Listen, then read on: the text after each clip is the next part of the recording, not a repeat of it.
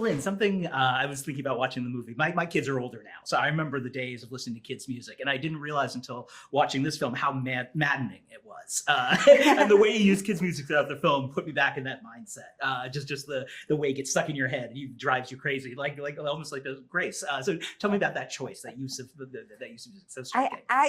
I have to credit Jennifer for that Apples and Bananas song, because she was playing it.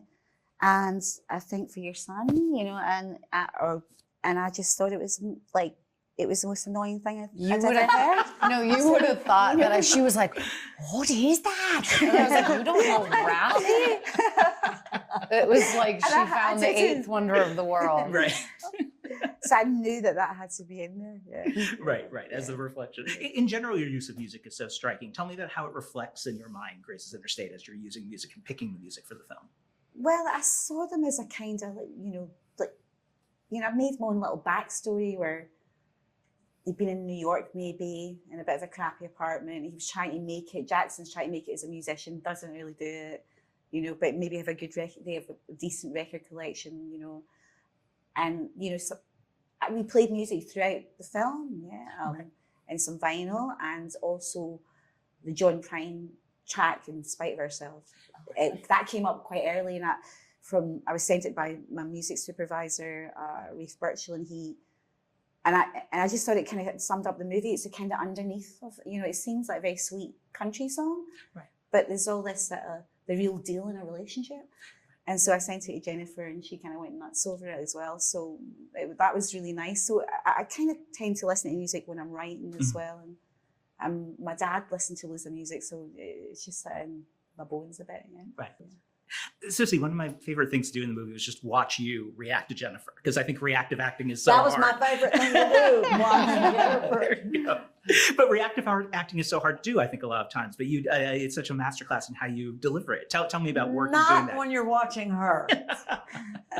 It was always different. It was always incredible. And it just, sometimes she was so present, and then the next moment, the next second, she could be gone. And that was very, it kind of makes your whole insides just drop. It was an emotional experience working with her. She's very, very present, or she's gone.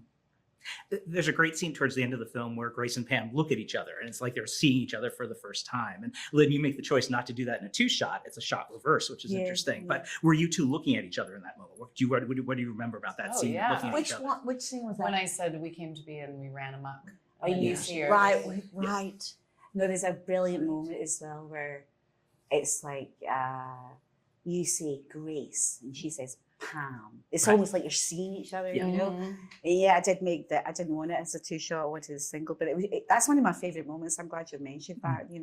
It's these women being very visible to each other, and someone mentioned this morning, like Pam's character seemed cruel in that moment, but I actually think she's letting her go. She's letting her go. She's letting her setting her free.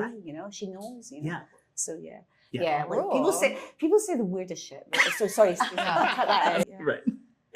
Jennifer, watching the film, the actor who came to mind, and I swear this is a compliment throughout, was John Belushi.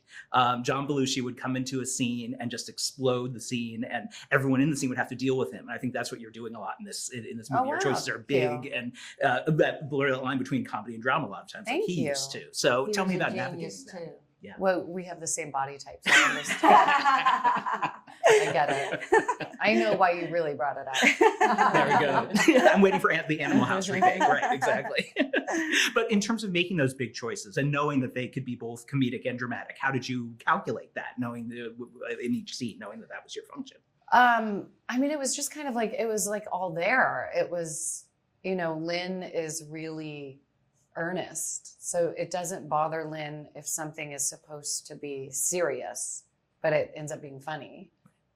Sometimes it would happen by accident, like, me and Rob fighting and him trying to put the seatbelt on me was supposed to be, like a really serious fight, but I can't remember if it was like a moment between our characters or if it was an actual moment between me and Rob, but like at one point, one of us starts like giggling. And then I think we were like, sorry, Lynn, like, well, you know, we'll go again. And she's like, no, it was great. Do it again. Keep laughing. So it was, yeah, it was kind of, I mean, it is naturally funny if you're playing somebody that has no veneer. You know, she's just extremely straightforward and honest. There's no falsehood. Then that is going to be funny if you put her with people that are false. Right. And obviously the film you made right before this was No Hard Feelings, which is sort of a more conventional studio comedy. Did that help you, do you think, doing this one, coming from that right into this, where there are moments that are very, very funny and you have to play those? Probably. I mean, maybe just the idea of like not trying to do something funny, you know, just like following the truth of it.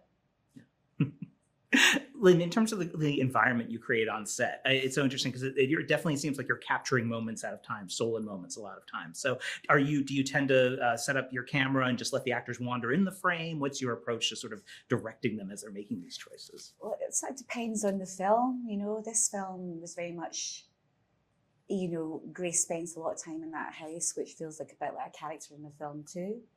And I wanted her to be able to explore and use what's there and just find that boredom that you sometimes, you know, like I got nothing to do. And she made that hilarious as well, you know.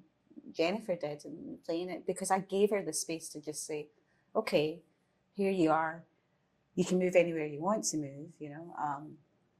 And, you know, just great things came out of that. Like she picked up some oranges and was rubbing here, and she went up to a window and licked the window. You know, like I didn't ask her to do that, but I was all these moments where like a trapped animal, and also it was funny. It was like when you're so kind of bored and isolated, and it had a real truth to it, you know. And the baby's asleep upstairs and she can't work. So to me, that was really important, to give the actors that kind of freedom on this movie. I mean, some other movies it's very framed, you know, whatever, very composed. This was not about hitting marks, not about that kind of thing. It was about having the freedom to use the space and be in the space. Yeah. So Jennifer, within that freedom, how did you navigate each scene then? Were you aware of where the camera was? Did you think about that sort of thing, or were you just being in the moment? You're always aware, you know, it's like it's a part of the reality of like being in a room with a camera. But I don't know, it's like it doesn't stop me from being like focused on the truth of like what the situation, you know, that Lynn's like kind of painted. And yeah, it's like just holding those two truths at the same time. Yeah, I mean, there was even this really lovely moment where I think there was a laundry basket just lying on the floor. And Jennifer started, you know, in this moment, just started tipping it over. And there was a rage in it, but there was also this kind of frustration, but it was kind of funny as well. And, it, you know, like, and I think recognizable to women in those kind of spaces, you know, stuck there, you know, in a way. And so that, it was just really nice to be able to play with things like that in a kind of free way and have someone react to objects like that. That was a brilliant moment for me. I was like, that's so cool. She's supposed to tip this over and get rid of this stuff and mess the place up and drop a bomb and everything, you know.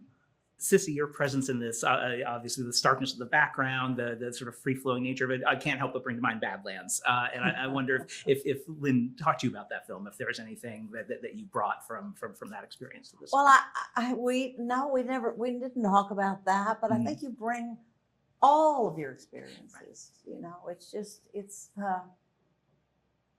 the illumination of the human spirit. Damn. Illumination of the human spirit. You know, hell yeah. Yeah, it was a funny moment when we were speaking in prep as well. And I think I had an idea. I thought, oh, you know, Harry had a gun, you know, like you point the gun at her. And so I think I told you about that, and you either thought I was mad, but you went, no, that's amazing, that's brilliant, you know. So it really, you know, it was both of them. They were just a surprise a minute. It was so wonderful. Absolutely. Sometimes I was totally confused, but I was able to, like, you know, come on, yeah, you know. It didn't come across. It didn't come across. It did not come across. No confusion there. Well, again, like I said, I'm waiting for your Animal House now. So there's the team to do it. John Belushi, Donald Sutherland, and the director. Thank you so much for your time.